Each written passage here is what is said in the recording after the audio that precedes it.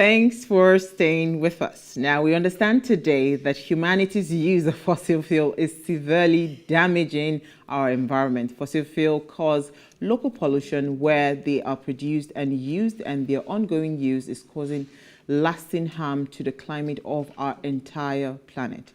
Now, world leaders have met 26 times since the 1990s to hash out complex climate agreements, while COP delegates have called for increased use of cleaner energy sources. They've shied away from explicitly calling on the world to stop using fossil fuel. Oil and coal production companies or producing companies like Saudi Arabia and Australia have historically objected to any mention of phasing them out. Now, do you believe that we can actually move from fossil fuel to clean energy, and are we even ready as a people in Nigeria? Now, please let us hear what you have to say. Remember, you can join the conversation, send us an SMS or WhatsApp to 081-803-84663. So I'm going to bring in our guest in a minute or two, like I always say. But I would like to just hear your thoughts, because when I saw that summation at the COP26 where world leaders are saying that they're phasing out fossil fuel and all of that, I'm just thinking, are we ready in Nigeria? I mean, Milola, Norman, I, and Uti, we got into an argument yesterday. Milola and Norman said, we are ready. Ready for what? Milola and Uti said, we are ready for electric cars. Is that what they said? They said that we are ready. Oh, wow. That whether we like it or not, it's going to happen. By we, is it Nigeria or the world? She's talking about Nigeria. Okay. She's talking about Nigeria because now, I mean, some of the summations were the fact that some of these companies, developed companies, they will start to boycott businesses with countries that are still using fossil fuel. So they're no longer doing businesses with you. They're not doing transactions with you. They're not buying your oil or gas. That's what is actually do you understand? Bothering me. So they would actually twist us to go into cleaner energy. But are we ready as a people? Twist us. Interesting. Okay, please go ahead. Go first. Okay. Then I'll go afterwards. This topic is not my strength ever. Before I even go on, I need to call out to her. Our guest said something before we came on, and she did her ear like she did not hear. She said we are supposed to be drinking wine on set. Okay, so we need let me just say it. And I have water. Can I have my yes? Let me talk about the things that I understand. Now, let me address it. Not We'd like to address it. Yes. If you're a wine company and you'd like to partner with us, please. Okay. So if they don't partner, you won't give us wine. Yeah. We have to partner now. So what has wine got to do with fossil Don't mind. fuel? Let's talk about the things we understand first before we enter the world we don't understand. Yeah. So there was an event you mentioned where the world leaders were talking. Yeah, the COP26. I hope it's the same one. Yes. Where I then saw reactions on social media as to how people were questioning how they even got to where we are in the digital world, and lots of this conversation can happen without them having to come together and then burn some fossil fuel to get to where they are to then say they want to face it off, right? So there is a lot that is going on, and when it comes to Nigeria, I always say that we still have a lot more pertinent issue. Even when you say they are going to twist us, there will also be that factor of you understanding that this is the third world we don't like being called that anymore, developing world, right? And we cannot be talking about that when more than half of our population is below the poverty line, right? So yes, are we ready? In my own opinion, I might be wrong. I don't think we are ready. I don't think we are close to being ready. I think, was it on the show or behind the scenes, we were talking about someone who, I think it was a sister who traveled with her car, and then electric car, it was very difficult for her to find where to charge. And that is where? France. Nigeria. I like what you said about poverty line, and I'm going to throw that question to our guests. But let me hear your thoughts, Isi. I'm looking at it from not from that perspective, but from the economic perspective, which has to do with how are we going to cope as a country and as a nation if we decide to go clean. Because it's crucial. We already depend a lot on fossil fuel, and there is so much problem already. We already have so much to deal with, even though we are producing it. Look at gas. Look at what's it called? Petrol. Everything is on the high. Now, if we decide to go clean, what will this mean for Nigeria? What will be the alternative for us? Is crucial that we look at it. So I would like to even ask our guests, how expensive or how affordable, let me just change the word, how affordable is clean energy? So let me bring in our guests. Yeah. Sandra is the Chief Executive Officer of Salpha Energy. She brings deep passion and proven business acumen in creating and implementing innovative business model for delivering off-grid solar solutions to communities. So you see where we're going. And micro business enterprises in Nigeria. Sandra holds a bachelor degree from the University of Manchester and a master's degree from the University of Dundee Central for Energy, Petroleum and Mineral Law and Policy. And she's joined us live in studio, all golden and yellow. Thank you, Sandra, for joining us. Thank you for having me. I mean, so it's an interesting conversation because I loved what Elsie talked about, and I also loved what Issy said. Elsie mentioned the fact that a lot of us are actually living below poverty line. And that's the same thing Issy is drawing our attention to, the economic implication for us, So you deal with rural communities. Yes. You bring solutions to rural communities. So I would reckon that is supposed to be very affordable. So is clean energy really, really cheap, or is it something that is still on the high side, and is it achievable in Nigeria?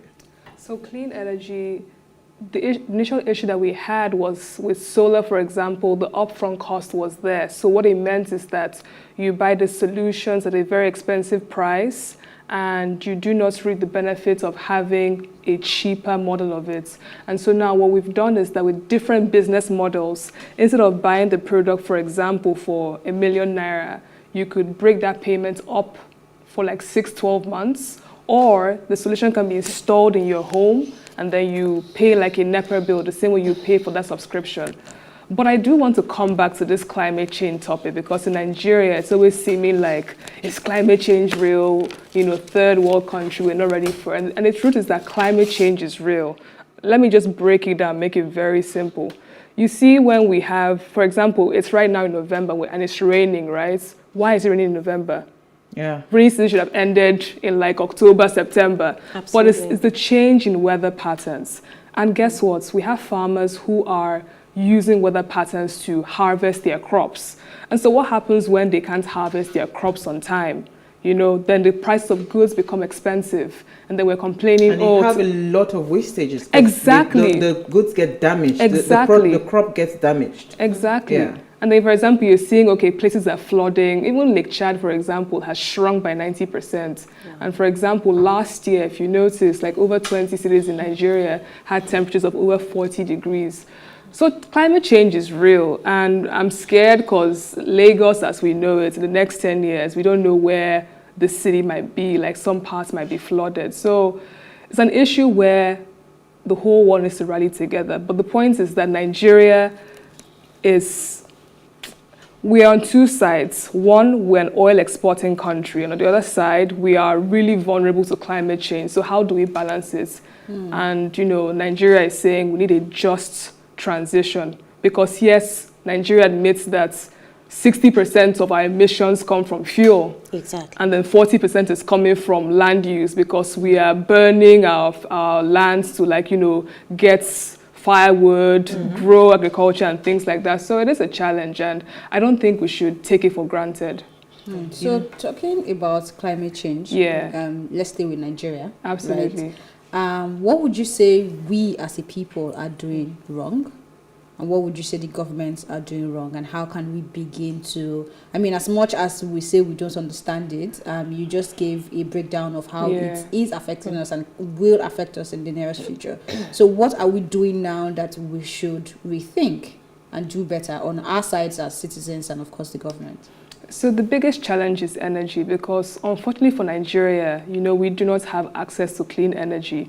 And so we're one of the world's largest contributors of methane gas, which comes from, generators burning, petrol burning. Please let us fix our grid. Let's have a mixed grid. Let's have our hydro working, our gas working. Gas is a better form of fossil fuel because you burn less carbon. So if we have at least, if we move from 5,000 megawatts to 100,000 megawatts, and we're doing it with our hydros, with gas fire plants with solar.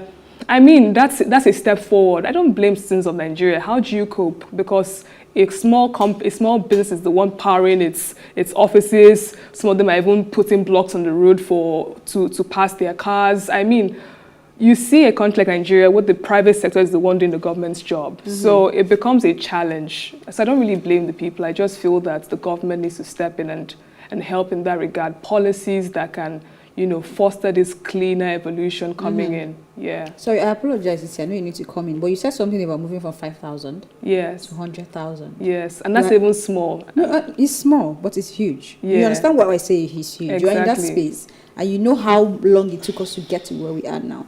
So how possible is it with the current structure we are working with and the current mindset you are working with to actually move from 5,000 to 100,000? And how many years is that going to take us?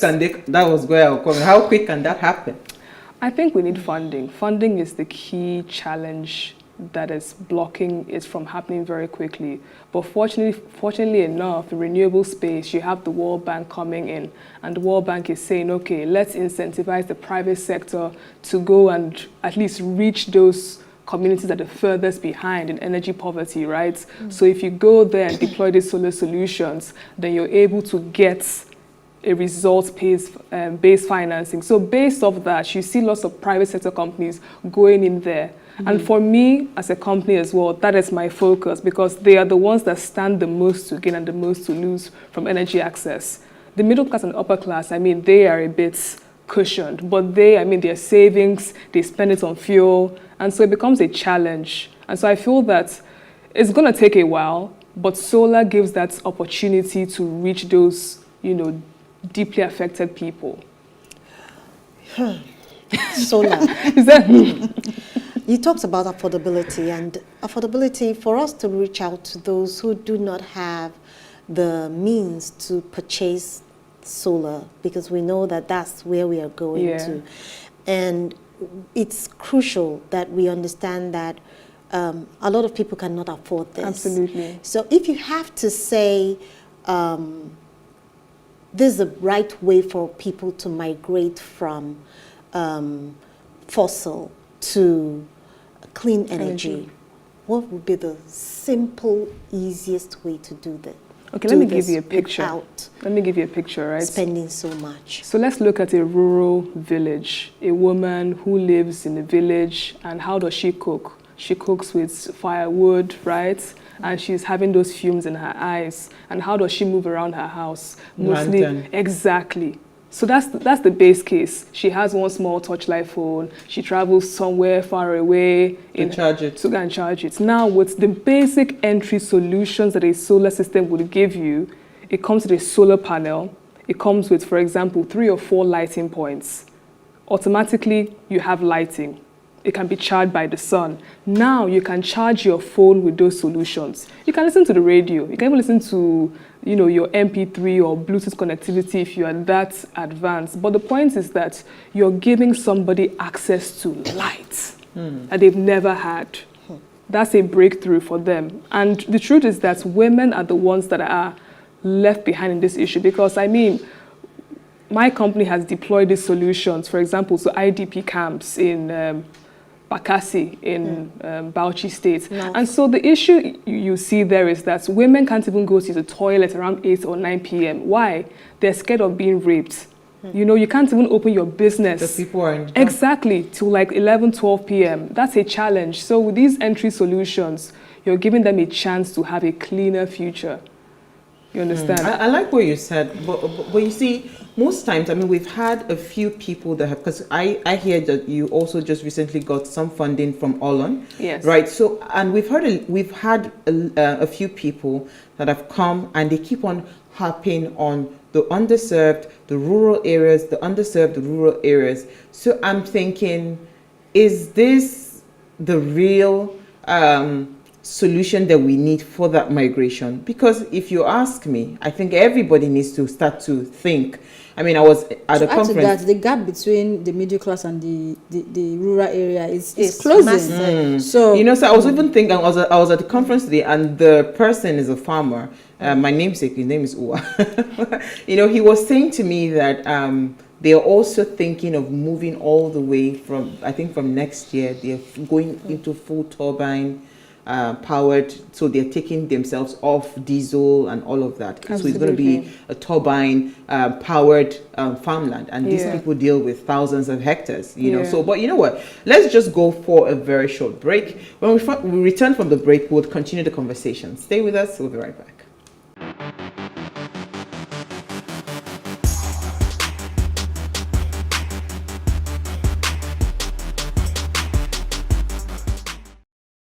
Now, if you are just tuning in, we are having an amazing chat with Sandra Chukwudozie on moving from fossil fuel to clean energy.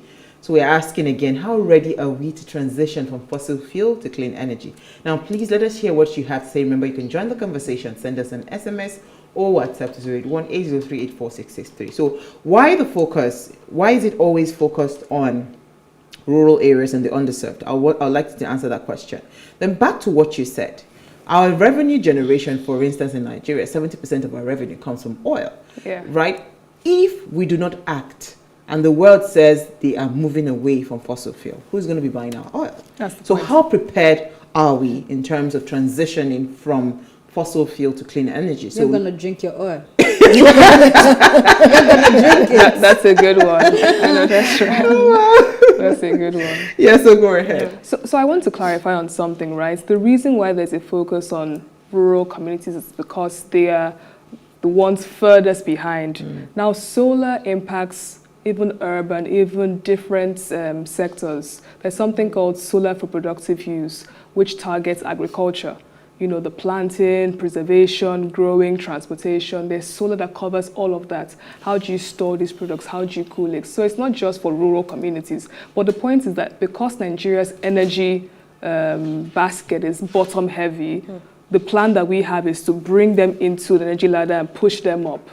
For example, with my company, apart from the entry-level systems that we have, we've seen customers, after giving them installmental payments, right, and they perform very well, they pay up their debts, we say to them, okay, you know what, you can buy this system that can charge your fan, that can power your fan, your TV. So you start to upgrade. Exactly. You know, I'm actually jealous of them because they seem to be happy. Yeah, all the attention. Go ahead. Well, I mean, so yeah, so that's just it. It's just to upgrade them and push them up the energy ladder.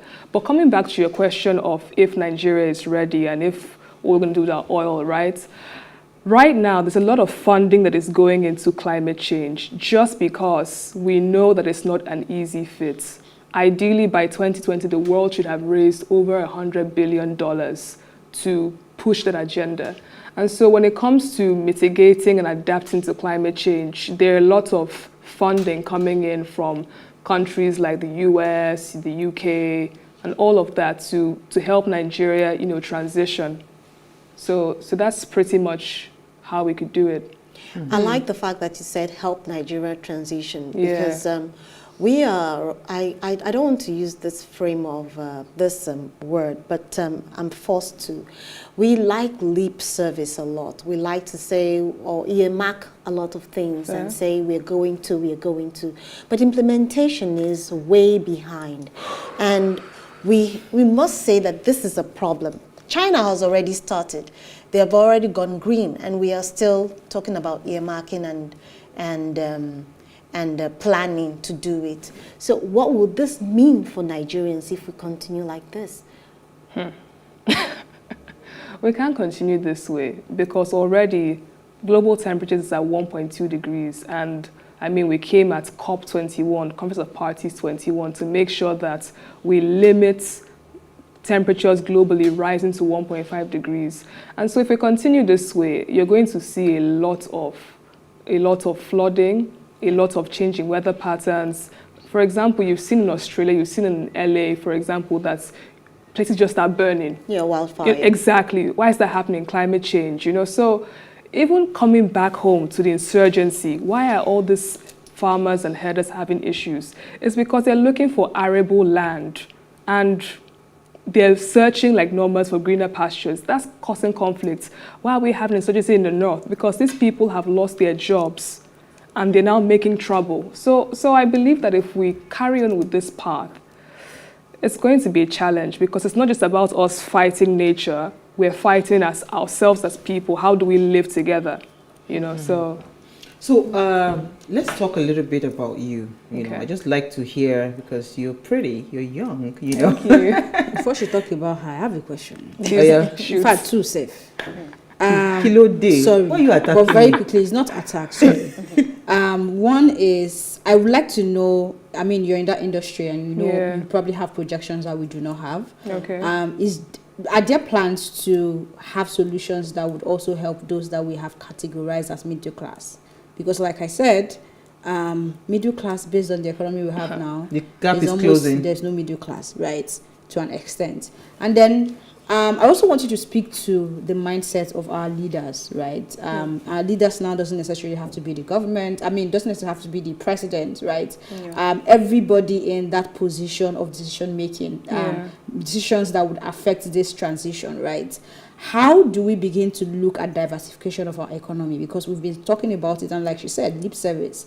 We talk about it, but we do not have a lot of enabling policies that would attract the investors that Nigeria as a country, because of our population, can attract, right? We attract some because some of our young people are very resilient and they're pushing and using technology to get this investment, and we're hearing millions of dollars being raised every time to invest into products that are amazing, right? But how can they begin to think about diversifying this economy using this population that we have and ensuring that that there is an economy where people want to really come and tap into the potentials? I mean, I saw in news yesterday where I think it's the same China, because someone was saying our landlord has rejected us. The same China that is warning their citizens to stay away from Nigeria and to other countries because of kidnapping, right? So how can we begin to look at these two areas? First, the middle class, and then diversification. Okay, so like I said earlier, solar is for everyone. And with the middle class, there are already solutions that help them scale solar. So a middle class family looks like this. You have a 1-2 bed or 3 bedroom, right? So what do you want? Lighting, air circulation, watch your TV, just basic energy use. So there are two ways to look at it. Either you buy the solar upfront, that could be expensive, or you go to a solar company and say, hey, I want to have this solution, but I want it spread out for me. And they can say, okay, so what's your budget? What do you want to spend monthly on this? And they could structure a 12-month, 24-month payment for you. So that's available now? Yes, it's always been available. The next is power as a service. So you don't even have to worry about the solution, right? So a solar company would install the system for you in your home, and all you pay is a tariff to them. You understand? So that works. So what that means is that if you don't want them anymore, they pack up that service and they install it somewhere else. So these are models that have been introduced to help it become more affordable.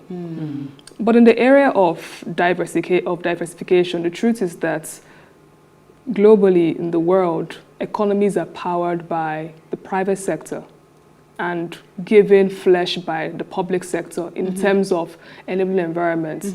I hate to be that person to say, but quite frankly speaking, the biggest challenge that we're having right now is inflation, right? And it's inflation caused, for example, by exchange rates. So it becomes a question of how do we, first of all, create an enabling environment where private sector, nationally and internationally, can grow in this country? Because you see a lot of companies have gone to Ghana. Why are they going to Ghana? Why are they in East Africa? Why are they not in Nigeria? And we are the so-called giants of Africa. We have the Thank numbers. you. Thank you. Power supply. Fixed power supply, fixed security. But you see what you're saying now about solar. Yeah. Are we ever going to get to that point where we can actually locally manufacture what we need to build it? So maybe that would bring down the cost, so we're not focused on exports or imports or whatever it is. The exchange rate doesn't affect us. I mean, do we have the raw materials? If we say, you know what, we want to create a solar plant, for instance, in Nigeria, where people would just come manufacture people, you know, is Of that course, possible? to buttress that point, there is also something that occurred to me when you were talking, which she also is pointing out, which has to do with, you know, we have generators, we have the higher end generators, and we have the lower end generators, which we all know as I better pass my neighbor. So do we have something like that also in solar supply? So yes. They're called solar home systems, but we that push these products in the market in Dumota Lab, we call them solar generators. That's the name. So these solutions can power your TV, your laptop, your fan. I think you had mentioned that. Yes. So for the we have manufacturing of, you know, locally, so that we do not depend on imports and all of that, is that feasible now? Absolutely. So for example, with those larger solar generators, right, my company actually assembled some of them in Nigeria, just because we're trying to experiment with importing and, you know, sourcing these parts. I mean, the wires, the bulbs, the fabrication of the metal. So it's very possible. There are companies in Nigeria right now, you know, manufacturing solar panels. That's already going on. And the whole point is that we want to localize that value chain and make sure that we are having our production near shore, so that if you have a COVID-19 pandemic. And that also brings down the cost. Exactly, cheaper, exactly. You know. Okay, so back to what I was going to say about you, right? You are in a male-dominated industry, right? How is it like working? And, you know, what prompted this vision for you to be able to do this for rural communities and women especially? Why are you in the solar business? Okay, so I'll start with, you know, being in this male-dominated industry, right? So for me as a person, growing up, I grew up Igbo, you know, Igbo people, very industrial. And so at 4 years old, my parents, Igbo, at 4 years old, I grew up in a home that was around a factory. We had so many factories around us, but the home was built in the center, just so that my parents had oversight of what was going on. It's a family business. So it's plastics, lubricants, juices and all that. So, I mean, very late at night, I'm sneaking out on my bicycle, you know, bothering these night workers, asking them, what's happening now? Tell me, how'd you do this one? So that exposed me to entrepreneurship. And I'm the first of 6 kids. Wow. And so already my parents gave me a seat at the table. My voice always mattered. I was always encouraged and told, one day it will be you managing this. Listen, in meetings, I was taken. So it gave me confidence to not, you know, be in a room and say how many guys are here. I'm just coming as myself, as Sandra. Exactly. And so my mindset before was oil and gas, because part of what we do in my family business is oil and gas, right? But Your exposure. Yes. I was going to say that. Because you see, my master's is in oil and gas, right? So I was fortunate to start my career at the United Nations in New York at a very important time when those Sustainable Development Goals were being launched. And what that meant for me was that I moved from seeing energy as oil and gas to understanding energy as something that could have more meaning. How do we help people have access to clean energy? Those people who are left behind. I wasn't hearing these conversations in Nigeria. So it was all about, okay, you know, buy, import and exports. I wasn't hearing that meaning of how do we change lives. And fortunately for me, I had female mentors who at the UN. I mean, Amina Mohammed, who is now this Deputy Secretary General, was also a mentor. She spoke so much about clean energy, and some other leaders that were there were, you know, occupying leading roles. So for me, I admired what they were doing, and I thought to myself, why don't you bring this message back home? Why don't you try and push this transition? Yeah, you know, I was going to say that because there was a very important question. I think it was Elsie that she raised it on mind shift. Yeah. Do you understand? Because you see, what I think when I see you, I read your resume, I see, okay, there's something that happens when you're in the right environment, and you just clearly hit the nail on the head. So is it possible for us to start projects? How do we start to inculcate that? Because it's one thing for us to say we want to move to cleaner energy, but it's another thing for the mind, because everybody wants to do business in Nigeria. The first thing they're thinking is oil and gas, because they just believe that there's, you know, so much, you know, Exactly. So I get you where that shift happened for you. So how can we get more people to have those mind shifts? I mean, there was a time in Benin where taxi drivers started converting their engines to be able to use gas Yeah. as opposed petrol, right? And they found that it was cheaper Exactly. and it burnt lesser, so it meant that they were making more profit as it is. But I do not understand what then happened that eventually that did not, scale to where Nigeria. you understand. So how do we start to shift those mindsets? How do we start to get younger people, people like us, and people coming after us, to just continue to push for that change in there has to be that change in the atmosphere where you're not thinking, okay, no, I have to sustain my planet, at the same time make profit. That's a very beautiful question, because for me as a young person starting my career at the United Nations, I got the opportunity to be mentored and to be seen for what I could be. And so coming back home and starting my business, I was really passionate about young people working in the business, because for me it's more about, people say, oh, these young people, you're too young, or you don't have the experience. Your secondary schools, universities have failed you.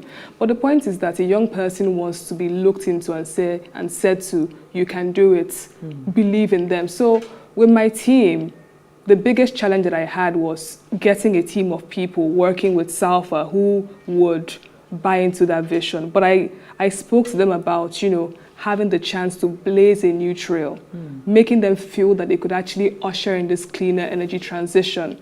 And so with that, I was fortunate to build alpha personalities who keyed into my vision, people who want to authentically blaze their own trail. And so with that sort of mindset, the work becomes easier, the message goes out more, because they're beginning to see that we cannot continue as usual, the way we've been doing things.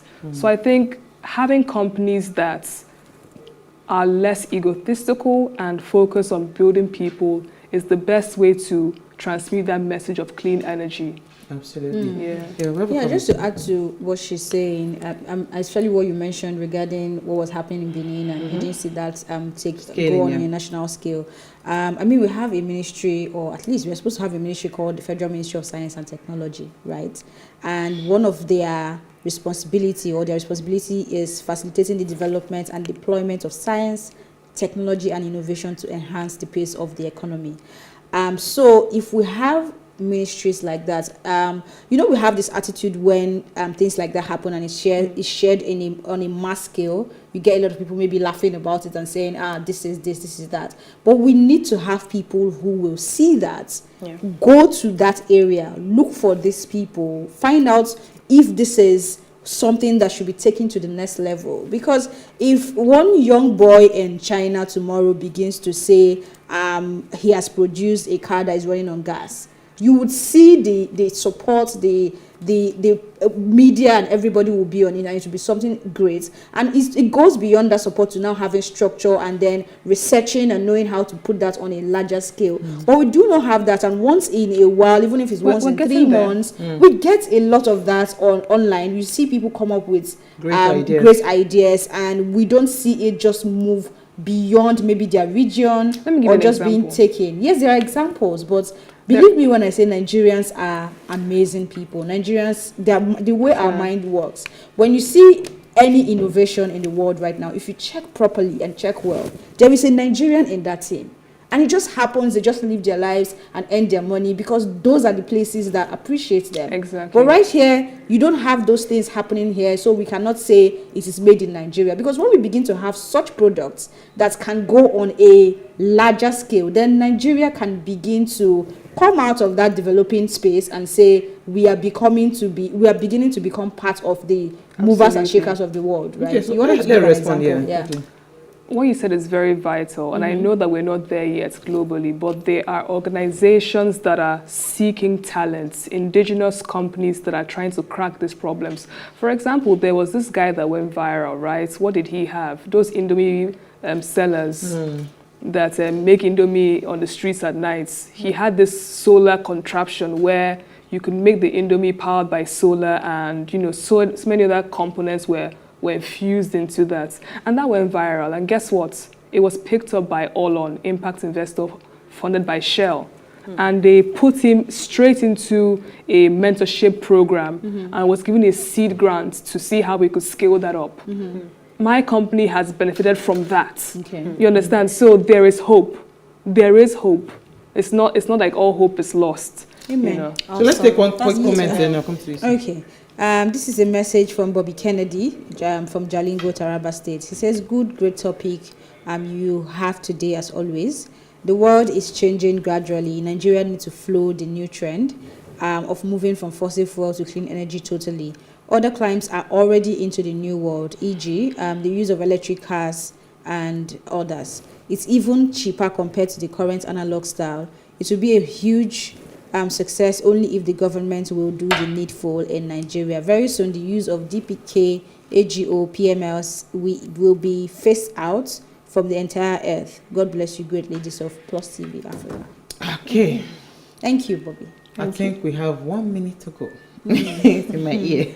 So if you had one thing to say, first of all, about moving from fossil fuel to clean energy, what would that be? Then again, how ready are you? Where do you see your company in the next 5 years, in the next 10 years, you know?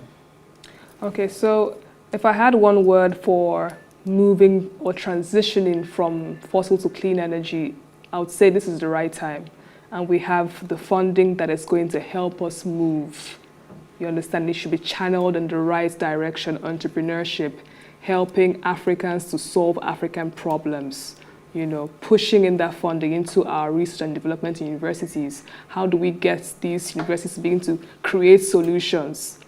I grew up in a time where computers already existed, but I was learning how to use a typewriter. You know, we can't Doesn't make any sense. Yeah, it doesn't. So I would say let's act quickly and act now. The future is right now. It's not in the future.